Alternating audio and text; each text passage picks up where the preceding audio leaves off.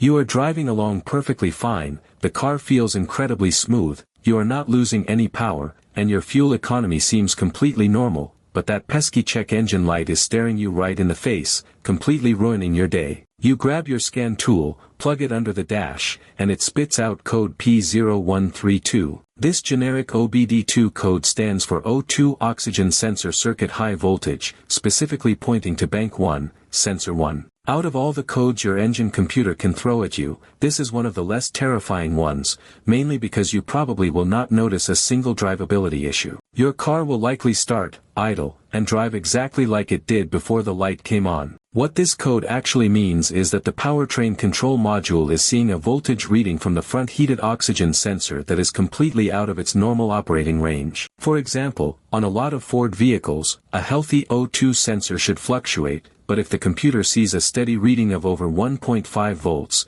it triggers the P0132 code. Sensor 1 is your upstream sensor, located right before the catalytic converter on the side of the engine with the number 1 cylinder. Its job is to measure the amount of unburned oxygen in your exhaust gases so the computer can fine-tune the air and fuel mixture. When you get a high voltage reading, the usual suspect is a short inside the oxygen sensor internal heater circuit. These sensors get blasted with extreme exhaust heat every single time you drive, and eventually, the internal components simply fail. Another possibility, though slightly less common, is that the wiring harness leading to the sensor has rubbed against the hot exhaust pipe or the engine block, causing the wires to melt, fray, and short out against each other. The easiest first step for a P0132 is to simply clear the code with your scanner and take the car for a test drive to see if it comes back. Sometimes it is just a momentary glitch. But if that light pops right back on, grab a flashlight and carefully inspect the wiring going to that front bank 1 sensor. If the wires look pristine, you are almost certainly going to need a new oxygen sensor. Just grab a multimeter to verify the high voltage reading at the connector, swap in a quality replacement sensor, and you will be back to enjoying a dash without any annoying warning lights.